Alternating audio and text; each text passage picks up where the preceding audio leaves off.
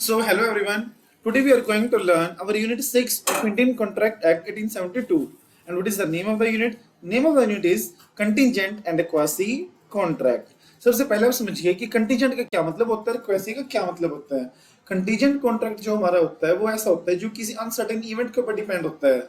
Okay, कि वो event होगा तो मैं ये काम करूंगा, वो इवेंट नहीं होगा तो मैं ये काम करूंगा, उसको क्या बोलते हैं हम? Contingent contract. फिर उसके बाद quasi contract.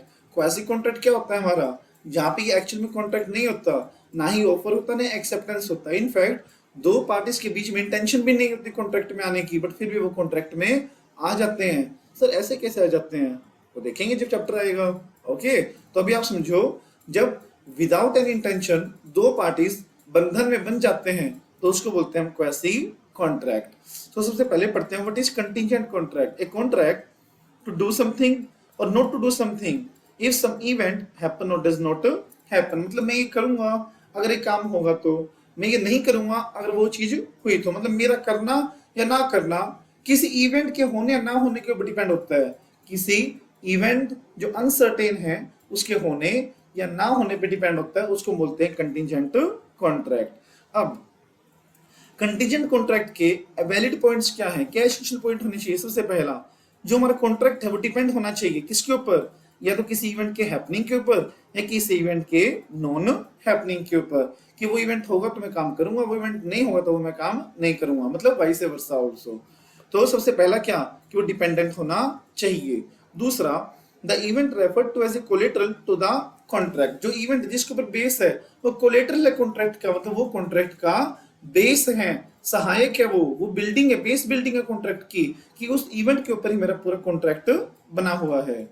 The event should be not mere will of the promisor. वो सिर्फ और सिर्फ विल के ऊपर डिपेंड नहीं होना चाहिए। जैसे अगर उस दिन बारिश हुई तो मैं मुंबई जाऊंगा, ठीक है, तो मुंबई जाना क्या है?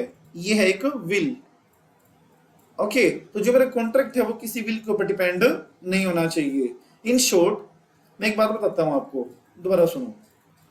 The event should not be mere will of the promisor. वो विल के ऊपर डिपेंड नहीं हो, सिर्फ और सिर्फ विल के ऊपर डिपेंड नहीं होना चाहिए। अगर विल है और अनसर्टेन इवेंट भी है तो ये वैलिड कॉन्ट्रैक्ट माना जाएगा। अब विल के में डिपेंड करता हूं आपको। जैसे एक एग्जांपल ले लेते हैं इसका, कि अगर अगर मैंने उस दिन 10 किलो गुड्स भेजे, अगर मैंने 10 किलो गुड्स बेचे, ठीक है, तो मैं 100 रुपए का डोनेशन करूंगा।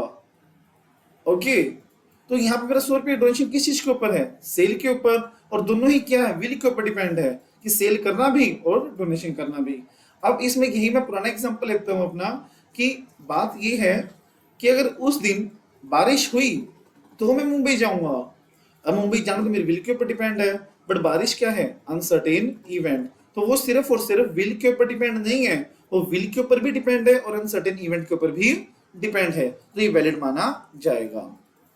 The event must be uncertain, और जिस इवेंट के ऊपर वो डिपेंड है ना वो अनसर्टेन होना चाहिए। तो ये हमारे 4 essential of A contingent contract. सबसे पहला, अब आगे रूल्स रिलेटिंग टू एनफोर्समेंट। मतलब कंटिजेंट कॉन्ट्रैक्ट के पूरा होने के लिए क्या क्या रूल्स एंड रेगुलेशंस हैं।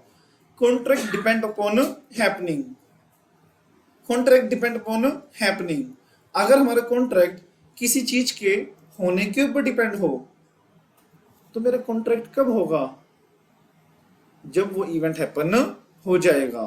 Exactly, contract depend upon happening when such event happen. उसके बाद contract depend on non happening. मेरा जो कॉन्ट्रैक्ट है वो किसी चीज के ना होने के ऊपर डिपेंड है, किसी चीज के ना होने के ऊपर डिपेंड है। तो मेरा कॉन्ट्रैक्ट कब करना पड़ेगा मुझे? जब वो इवेंट नहीं होगा। अब a contract was ceased to be enforceable if it is contingent upon the contract of a living person and that living person does some act that make the contract impossible। बात सुनो क्या है यहाँ पे, seize की बात बोलिए, पहली बात ये, ठीक है। अब ए एक इररियलिस्टिक सा एग्जांपल है बट समझने के लिए बहुत अच्छा है ये। अब ए के और बी के बीच में कॉन्ट्रैक्ट हुआ कि अगर सी डी के साथ मैरिज करेगा तो वो उसको 10,000 रुपए देगा, ठीक है। अब ये अनसर्टेन इवेंट है कि सी कर भी सकता है और ना भी करे। ओके, तो हमारा जो कॉन्ट्रैक्ट है वो किसी लिविंग पर्सन के कंडक्ट के ऊपर है, क्योंकि लिविंग पर्सन कुछ करेगा तो हमारा कॉन्ट्रैक्ट पूरा होगा। अब अगर इस लिविंग पर्सन ने कुछ ऐसा एक्ट कर दिया जिससे ये कॉन्ट्रैक्ट पूरा नहीं हो सकता, जैसे अब इसने ई से शादी कर ली, अब डी से क्या शादी हो सकती है? नहीं हो सकती। तो मतलब मेरा कॉन्ट्रैक्ट किसी पर्सन के मेरा कॉन्ट्रैक्ट किसी पर्सन के कुछ करने के ऊपर डिपेंड था कि सी डी से शादी करेगा, बट उस लिविंग पर्सन ने कुछ ऐसा कर दिया कि अब पुराने वाला कॉन्ट्रैक्ट पूरा हो ही नहीं सकता, तो पुराना वाला कंटीजेंट कॉन्ट्रैक्ट हमारा सीज टू बी एनफोर्सेबल हो जाएगा। तो दोबारा सुनो, when the contract is depend upon conduct of a living person and such living person does some act that make the performance impossible, तो वहां पे हमारा contingent contract lapse हो जाएगा। कॉन्ट्रैक्ट डिपेंड अपॉन हैपनिंग और non happening with in the fixed time, मतलब मेरा contract क्या है कि अगर वो इवेंट एक साल के अंदर अंदर हुआ तो मैं काम करूंगा, तो मुझे करना कब पड़ेगा? जब वो इवेंट एक साल के अंदर अंदर हो जाएगा। डॉट। दूसरा, मेरा कॉन्ट्रैक्ट क्या था कि मैं ये काम करूंगा, अगर इवेंट एक साल के अंदर अंदर नहीं हुआ तो मुझे कब करना पड़ेगा? जब वो इवेंट एक साल के अंदर अंदर नहीं होगा। क्यों? क्योंकि यहाँ पे जो कोलेटरल है वो ना होना है। Okay, and contract to do an impossible act, ये हमारा वॉइड कॉन्ट्रैक्ट माना जाता है। उसके बाद है हमारा difference between contingent contract and wagering. Wagering हमने पढ़ा था यूनिट नंबर 3 में, दैट इज सट्टेबाजी करना। कंटीजेंट का मतलब क्या है? टू डू और not to anything based on the event happening और नॉट हैपनिंग, कुछ करना या कुछ ना करना किसके ऊपर डिपेंड है? किसी इवेंट के होने के ऊपर और ना होने के ऊपर। वेजरिंग, वेजरिंग का मतलब क्या है? प्रॉमिस टू पे मनी और money worth if uncertain event happen और नॉट हैपन, कि वो इवेंट हुआ तो मैं पैसे दूंगा आपको। वहां पे थी सट्टाबाजी, बैट लगी थी वहां पर, यहाँ पे कोई ऐसी बैट नहीं लगी है। रेसिप्रोकल प्रोमिसेस, हो सकता है कि कंटिजेंट में रेसिप्रोकल प्रॉमिस ना हो, बट इसमें हमेशा रेसिप्रोकल प्रॉमिस होते हैं कि आप जीते तो मैं आपको दूंगा, अगर आप हारे तो मैं आपसे लूंगा पैसे। अनसर्टेन इवेंट, यहाँ पे जो इवेंट होता है वो हमारा कोलेटरल होता है, डिपेंडेंट होता है, और यहाँ पे जो इवेंट होता है वो कोर फैक्टर होता है कि सारा का सारा कॉन्ट्रैक्ट हमारा उसी इवेंट के ऊपर बना होता है। नेचर, कंटीजेंट वेजरिंग नहीं होते कि कंटीजेंट हमारे जैसे इंश्योरेंस कॉन्ट्रैक्ट हुआ वो कंटीजेंट होते हैं, क्या वॉइड होते हैं? वो नहीं, वो वैलिड होते हैं। But all wagering are not contract. Okay, मतलब all contingents are not wagering but all wagering are contingent. ऐसे लिखो इसको कि जितने भी हमारे वेजरिंग होते हैं वो सारे के सारे हमारे कंटीजेंट होते हैं, क्यों? किसी इवेंट के ऊपर वो बेस होते हैं। इंटरेस्ट, पार्टीज का इवेंट में रुझान होता है, वेजरिंग में तो नहीं होता। वेजरिंग में तो कुछ नहीं, घंटा फर्क नहीं पड़ता। उन्होंने ये होता है कि भी हारा और जीता।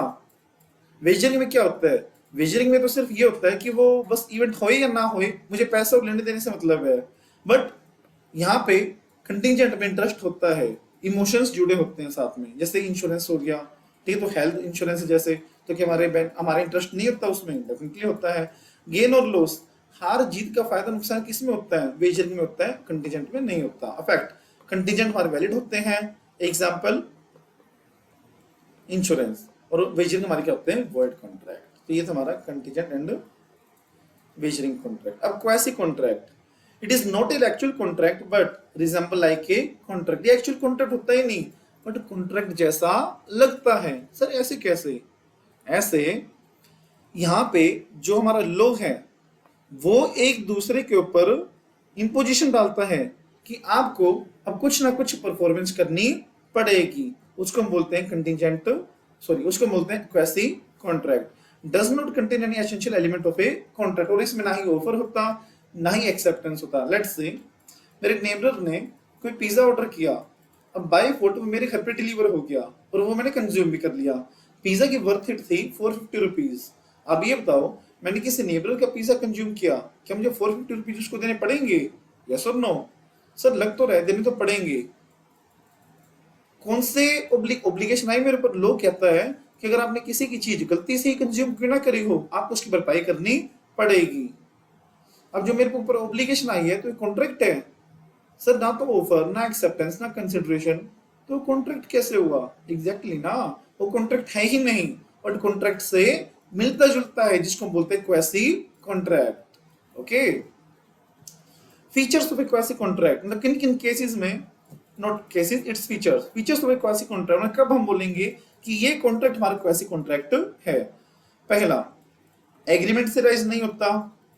ओके, दूसरा, generally person always have right to money not for damages. अब 450 का पिज्जा मैंने कंज्यूम किया तो मैं 450 ही उसको दे सकता हूं। अब वो ये कहे कि नहीं, मैंने भूख की वजह से कोई ज्यादा रुपीस का पिज्जा ऑर्डर किया तो मुझे डैमेजेस भी दो आप 100 रुपए, मैं कहूँगा मैंने थोड़ी मंगवाया था पिज्जा, मेरे घर पे बाय फुल डिलीवर हुआ था वो, तो इसलिए मैं डैमेजेस देने के लिए लायबल नहीं हूँ, सिर्फ और सिर्फ पैसा देने के लिए लायबल हूँ जो एक्चुअल प्राइस था।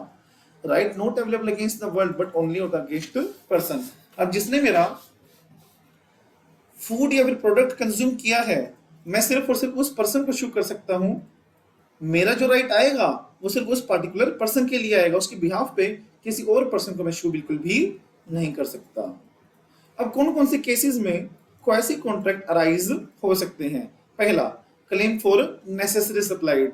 अगर किसी ओल्ड एज पर्सन को, किसी माइनर को मैंने नेसेसरी सप्लाई करी हो, नेसेसरी सप्लाई करी हो, तो वहां पे ओल्ड एज पर्सन है माइनर, हमें पैसे देने के लिए लाइबल होता है, but up to the amount of his personal property including medicinal expenses. Medical जो भी एक्सपेंसेस लगे हो वो सारे हम रिमबर्स करेंगे, but up to the amount of their personal property.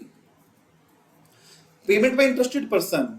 अब ये देखो क्या है, अब टेनेंट था, ठीक है, अब ओनर के घर में वो रहता था, इसका म्युनिसिपल टैक्स 10,000 बकाया था कई सालों से। अब गवर्नमेंट आ गई और बोली कि घर खाली करो, इसलिए टैक्स पे नहीं हो रखा पिछले 10 सालों का। ओके, और घर खाली करवाने लग गए। टेनेंट बोला कि अभी तो हम शिफ्ट हुए हैं, तो ऐसा करो आप मेरी जेब से ले जाओ 10,000 रुपए, मैं ओनर से बाद में रिकवर कर लूंगा। एक्चुअल रिस्पॉन्सिबिलिटी किसकी बनती है पे करने की?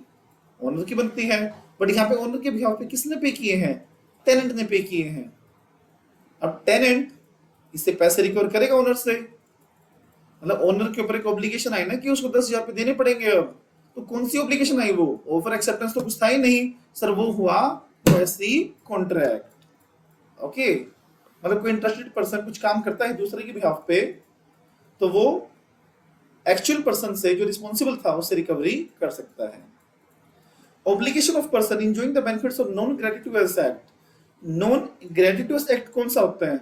जो कि चैरिटी में नहीं होता, जो फ्री फोकट का नहीं होता, और उसका मैंने बेनिफिट लिया है तो मुझे पैसे देने पड़ेंगे। जैसे रेस्टोरेंट में जाके मैंने ऑर्डर कर दिया food and I was thinking free में फूड बांट रहे हैं वो, ये कॉमन सेंस थोड़ी है, रेस्टोरेंट क्यों फ्री में फूड बांटेगा? तो इसीलिए हालांकि प्रेस की कोई बात नहीं हुई थी, बट सिग्निफिकेंस क्या था कि वो नॉन ग्रेटिट्यूअस था, मतलब नॉन चैरिटी वाला था, तो मुझे पैसे देने पड़ेंगे उतना अमाउंट जितना मैंने कंज्यूम किया है। Responsibility of handler of goods. अगर मेरे को किसी गुड्स गिरे हुए मिले हैं, मुझे गुड्स मिले हैं किसी के, तो मेरे ऊपर रिस्पॉन्सिबिलिटी आती है कि मुझे वो गुड्स एक्चुअल ओनर को वापस देने पड़ेंगे। और ड्यूटीज क्या है? टेक केयर करना, उनको गलत यूज नहीं करना और ट्रू ओनर को रिस्टोर बैक करना। तो ये था फोर्थ केस जहां पे क्वासी कॉन्ट्रैक्ट राइज होता है। फिफ्थ केस क्या? मनी पेड अंडर मिस्टेक और कोर्शन। अगर गलती से मैंने किसी के अकाउंट में 10,000 रुपए डाल दिए तो ये नहीं कह सकता कि अब मेरे अकाउंट में पैसे आ गए मैं वापस नहीं दूंगा, देखो उसको देने पड़ेंगे। ओके, कौन से कॉन्ट्रैक्ट राइज हुआ? Quasi contract. तो ये 5 केसेस थे जहां पे क्वासी कॉन्ट्रैक्ट राइज हो सकता है। उसके बाद difference between quasi contract and एक नॉर्मल वैलिड कॉन्ट्रैक्ट। पहले एसेंशियल एलिमेंट्स, क्वासी में कोई एसेंशियल एलिमेंट्स नहीं होता, बट कॉन्ट्रैक्ट में सारे एसेंशियल एलिमेंट्स होते हैं। ऑब्लिगेशन, क्वासी लॉ क्रिएट करता है ऑब्लिगेशन जो होती है, और कॉन्ट्रैक्ट बाय पार्टीज। ओके, तो ये था नंबर 6। कोई डाउट हो तो टेलीग्राम आप मुझे कर सकते हो। तो till then bye bye, stay tuned, have a nice day, keep smiling.